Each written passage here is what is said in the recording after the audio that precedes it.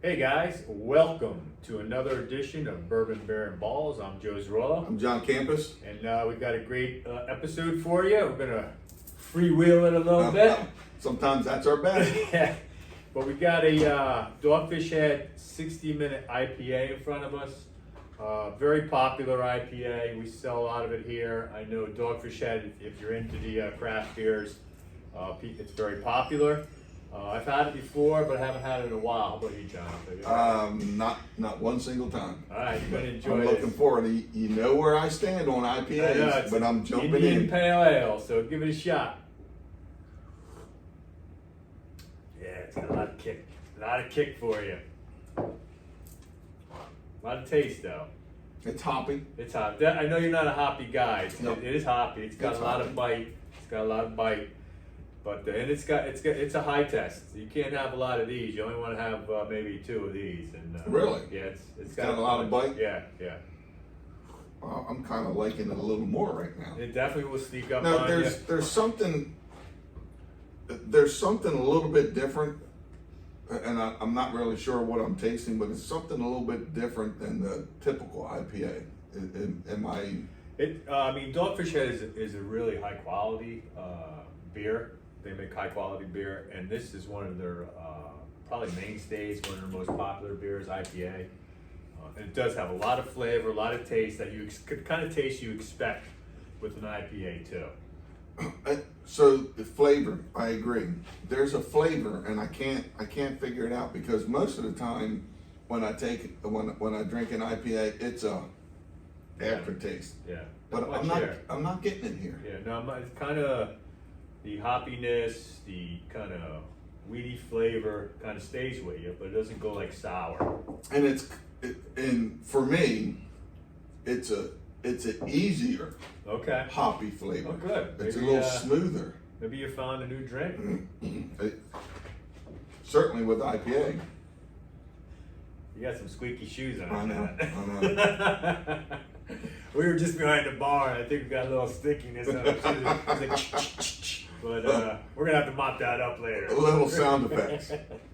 Yeah. So if you like, craft beers, IPAs, Dogfish Head 60-minute. If you're getting a thumbs up from John, that's a big thumbs up because he's not really an IPA guy. Wow. So that's telling good. you it's got some flavor, it's got some richness to it, right? Very good. I like it. So shout out to Dogfish Head IPA 60-minute. That's impressive. Yeah, we'll partake as we go on with this podcast. To be honest with you, we really didn't have a topic sports-wise until we walked in the door. We figured, you know what, we've been watching the Olympic trials. The Olympics are kind of on the forefront right now. No doubt. And actually, when the Olympics kick off, the tavern's going to be a great place for you to come on down and partake in watching whatever sporting event with the Olympics you like. Because as you know, it's a great sports bar, the tavern at Patriots Glen. So I've been watching some of the trials. It's been very exciting. I've been paying some attention to the swimming, track and field, but we thought we'd dive right into the Caitlin Clark kind of controversy, non-controversy. I don't know. As you know, she is not part of the Olympic team, and there was some type of controversy about that. What do you feel about that, John? Well, let's back up a little bit. Olympics are great. I can't tell you how many years I watched the Olympics with my mom, and like you said, all the sports you don't really see or follow or pay attention to. It's awesome. It's night after night. It's day after day. Right. You're eager to come home from work and see where everyone is. And obviously it's just not supporting our country, but the whole world is doing that. I mean, it's amazing how sports and competition can bring the whole world together. Exactly. And then outside of this little time zone, the world isn't together a lot of times. Yeah, right, so it's kind of unique how competition in sports can bring everyone together. Yeah, and then as soon as it's over, as soon as that flame is moved or goes, I mean, everyone goes back to their old. Yeah, I agree. I mean, the countries go back to their own ways, and then every once in a while they butt heads. But during the Olympics, I mean, it just doesn't happen that much. So that's kind of cool. Yeah, I agree, and I really enjoy getting to see some of the sports you never get to see, like swimming, diving, track and field. I was just getting ready to say diving because Yeah. you said that to me a couple days ago, Yeah. and that's so true. We never think about diving. Yeah. Who cares about diving? But during the Olympics, it's awesome. And they are athletes. You guys see the muscular development on them. It's really incredible. They're so strong. They are. They're so strong. Yeah. But to swing back around to Caitlin Clark, she wasn't made part of the basketball Olympic team. Some people say she shouldn't be. Some people say she should. Yep. What do you think, John? I agree. I'm not giving you an answer. Okay. I understand on both sides of it. It's not that important, but her time will come. She's a rookie. Rookie, yeah. I agree. And there's a lot of older women that have went through all of those Trials ups and downs. Yep, and they deservingly so. They're there, but her time will come.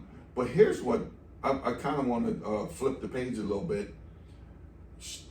Her coming into the WNBA is very controversial. There's been a lot of hard fouls. There's been a lot of dirty fouls.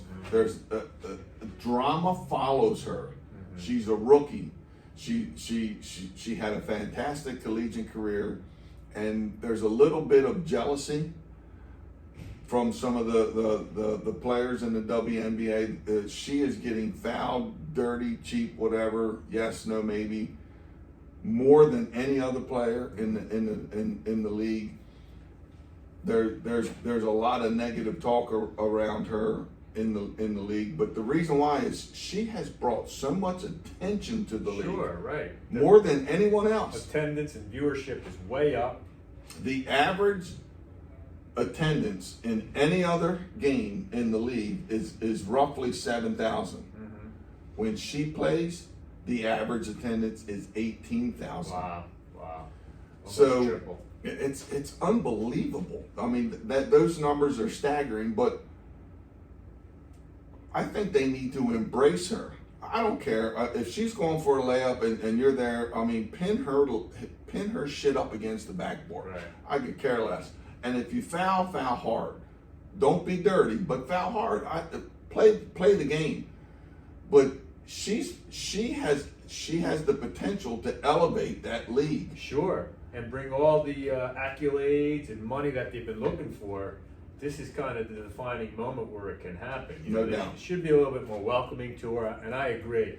If you're going to want to defeat her, then do it with good, clean play.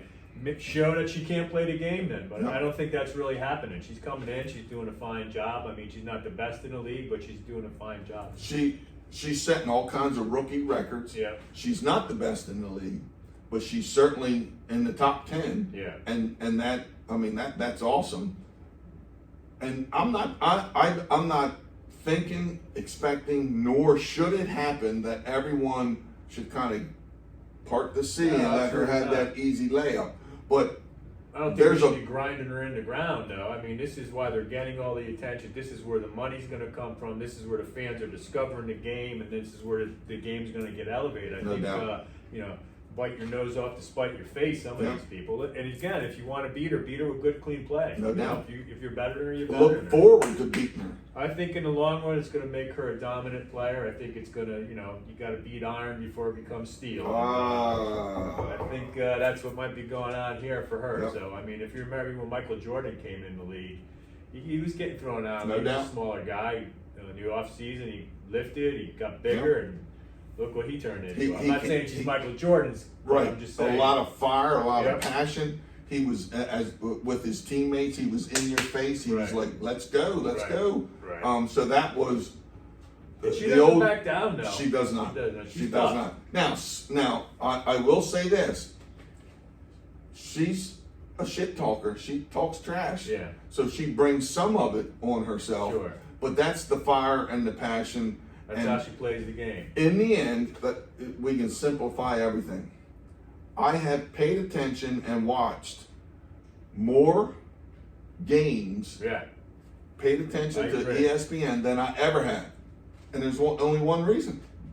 Because of her little skinny ass. I mean, I agree. that's I've why. never really had conversations about the WNBA before Yep. this season, and Yep. again, it's getting a lot of attention, and I think it's going to be good for the women in the sport moving forward. And moving forward, I can remember I was a huge Tiger Woods fan, enormous.